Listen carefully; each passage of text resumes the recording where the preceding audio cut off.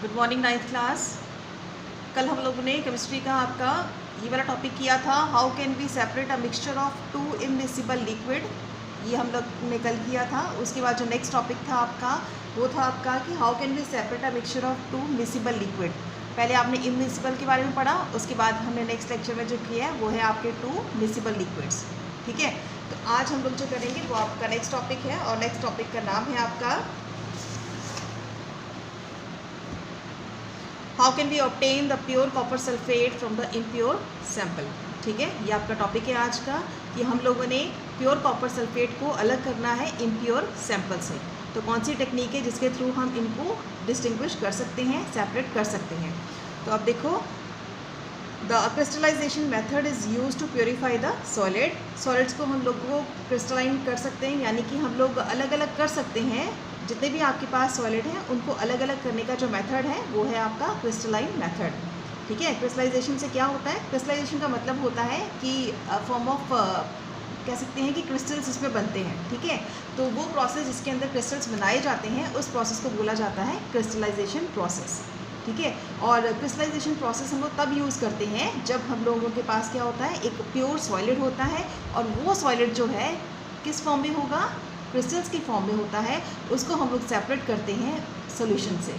ठीक है, सॉल्यूशन से हम लोग प्योर सॉलिड को जो कि क्रिस्टल की फॉर्म में है उसको अलग किया जाता है by the process of crystallisation. ठीक है, फिर से सुनो इसको। क्रिस्टलाइजेशन जो प्रोसेस है वो हम कब यूज़ करते हैं, जब हमारे पास सॉलिड प्रेजेंट है, प्योर सॉलिड प्रेजेंट है और वो प्योर सॉलिड जो है हमें क्रिस्टल्स की फॉर्म में मिले और हमने उसे सेपरेट करना है उसके सॉल्यूशन से। ठीक है, तो हम लोग ये वाली टेक्निक जो है वो अपनाते हैं। So the crystallisation method is use to purify the solid.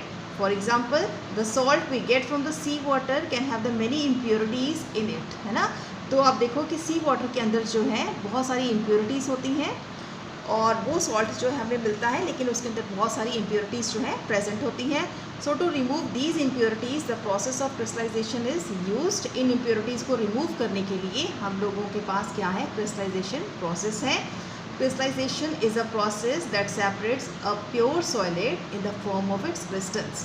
तो क्रिस्टलाइजेशन वो प्रोसेस है जिसमें हम लोग प्योर सॉलिड और वो सॉलिड जो है किस फॉर्म में हो, क्रिस्टल्स की फॉर्म में हो, फ्रॉम इट्स सोल्यूशन, उसके सोल्यूशन से अलग करते हैं। That process is called as crystallisation. So crystallisation technique is better than the simple evaporation technique. ये वाली प्रोसेस जो है इवेपोरेशन से कहीं ज़्यादा बेटर है। क्यों बेटर है? फर्स्ट पॉइंट देखो, सम सॉलिड डिकम्पोज और some like sugar may get charge on heating to dryness. कुछ सॉलिड्स ऐसे होते हैं, for example in case of sugar आप देखो तो शुगर को अगर हम हीट करते हैं वो चैड हो जाती है। चैड मतलब वो जम जाती है। ठीक है, some impurities may remain dissolved in the solution. कुछ एक इम्प्योरिटीज़ जो हैं वो क्या होती हैं, डिजॉल्व हो जाती हैं सोल्यूशन के अंदर, even after filtration. On evaporation these contaminate the solid. तो इवेपोरेशन की प्रोसेस जो है इतनी बेटर नहीं है, क्रिस्टलाइजेशन प्रोसेस जो है कहीं ज़्यादा बेटर है प्योर सॉलिड को उसके सोल्यूशन से अलग करने के लिए। ठीक है, नेक्स्ट देखो, नेक्स्ट है आपकी applications.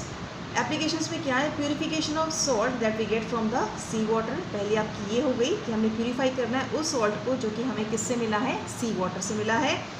Separation of crystals of अलम फ्रॉम द इम्प्योर सैम्पल्स। दूसरा क्या है, आपने सेपरेट करना है क्रिस्टल्स को, वो वाले क्रिस्टल्स जो कि अलम के हैं। अलम मीन्स फिटकरी जो हम लोग घरों पे यूज़ करते हैं अपने, उनके क्रिस्टल्स को आपने सेपरेट करना है किससे, इम्प्योर सैंपल से।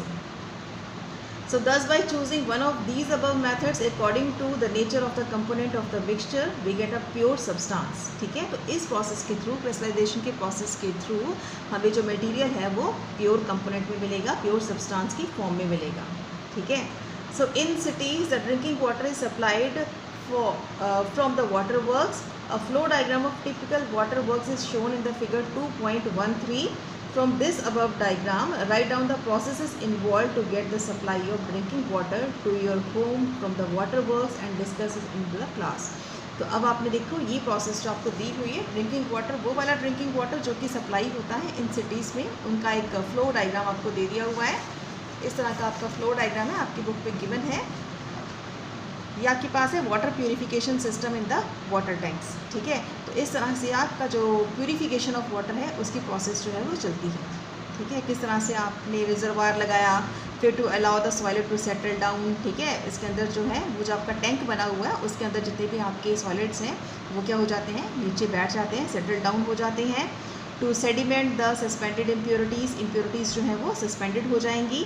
उसके बाद ये लगाया आपने फिल्ट्रेशन टैंक, और फिल्ट्रेशन टैंक के थ्रू जितना भी पानी है वो फिल्टर होके जो है आपका घरों में सप्लाई किया जाता है, ठीक है। उसके बाद नेक्स्ट देखो, नेक्स्ट है आपका physical and chemical changes. To understand the difference between a pure substance and a mixture, इन दोनों का डिफरेंस अगर हम समझें कि प्योर सब्सटेंस किसको बोलते हैं, मिक्सचर किसे बोला जाता है। So let us understand the difference between a physical and a chemical change. हमें पता होना चाहिए कि फिजिकल चेंज क्या है और केमिकल चेंज क्या है, ये समझने के लिए कि प्योर सब्सटेंस क्या है और मिक्सचर क्या होता है। So in the previous chapter we have learned about a few physical properties of matter. हम लोगों ने पढ़ा पिछले लेक्चर में, आपके पिछले चैप्टर में हमने कुछ फिजिकल प्रॉपर्टीज़ पढ़ी हैं मैटर की। So the properties that can be observed and specified like colour, hardness, rigidity, fluidity, density, melting point, boiling point etcetera are the physical properties. ये आपको पहले बता दी हुई है पिछले चैप्टर में, आपको ये कुछ प्रॉपर्टीज़ जो हैं आपकी जो हम लोग ऑब्जर्व करते हैं, ठीक है। The inter conversion of the state is a physical change. जब भी आपकी स्टेट जो है एक जगह से दूसरी जगह, एक फॉर्म से दूसरी फॉर्म में कन्वर्ट होती है तो उसे बोला जाता है physical change. Because these changes occurs without a change in composition. Composition में कोई चेंज नहीं आता लेकिन स्टेट जो है वो चेंज हो जाती है। For example solid to liquid, liquid to gaseous और सॉलिड टू गैशियस, ठीक है। ये स्टेट्स जो हैं चेंज होती हैं। So although water and water vapours are all look different and displace the different physical properties, चाहे आप वाटर लो या फिर वाटर वेपर लो, so they place a very different physical properties उनकी डिफरेंट होती है। They are chemically the same, but अगर केमिकली देखा जाए तो water and water vapours are the same, ठीक है। सो नेक्स्ट देखो, both water and cooking oil are the liquid. आपको पता है पानी और कुकिंग ऑयल दोनों लिक्विड हैं, but their chemical characteristics are different. लेकिन दोनों की जो केमिकल कैरेक्टरिस्टिक्स हैं, विशेषताएं हैं, वो अलग अलग हैं। है दोनों लिक्विड हैं लेकिन कैरेक्टरिस्टिक्स जो हैं अलग अलग हैं। दे डिफर इन कलर्स, है ना, कलर में भी डिफरेंट है। We know that oil burns in the air whereas water extinguishes the fire, है ना। तो ऑयल जो है वो क्या करेगा, बर्न करता है एयर के अंदर, लेकिन वाटर जो है वो फायर को बुझाने के काम आता है। It is this chemical property of oil that makes it different from water. So इसी chemical property के थ्रू हम लोग oil को water से अलग कर सकते हैं, ठीक है। क्योंकि oil जो है it burns in air, air में जल जाता है, लेकिन water का काम क्या है, वो fire को बुझाने के काम आता है। So burning is a chemical change. During this process, one substance reacts with the another to undergo a change in the chemical composition. Chemical change brings change in the chemical properties of matter. जब भी chemical change होता है तो उसकी वजह से chemical properties में भी चेंज आता है and we get a new substance, और हमें नया सब्सटेंस देखने को मिलता है। जब भी आपका केमिकल चेंज होगा तो आपका क्या होगा, जितनी भी केमिकल प्रॉपर्टीज़ हैं वो चेंज हो जाएंगी and we get a new substance. A chemical change is also called as the chemical reaction. तो इस तरह का जो केमिकल चेंज होता है उसे कहा जाता है chemical reaction. So during the burning of candle both the physical and chemical changes takes place. दोनों ही होती है, आपके फिजिकल चेंज और केमिकल चेंज दोनों ही अक्कर होते हैं जब एक कैंडल बर्न करती है। Can you distinguish these? अब नीचे कुछ क्वेश्चंस दिए गए हैं आपको, आपने इनको डिस्टिंग्विश करना है, ठीक है बेटा। उसके बाद नेक्स्ट पहले हम लोग क्वेश्चंस क्लासीफाई कर लेते हैं। सो जैसे आपका पहला क्वेश्चन है, classify the following as chemical और फिजिकल चेंजेस। ये कुछ आपको दिए गए हैं, नीचे आपको चेंजेस दिए गए हैं, आपने इनको डिस्टिंग्विश करना है और बताना है कि ये आपके फिजिकल चेंजेस हैं या फिर केमिकल चेंजेस हैं, ठीक है।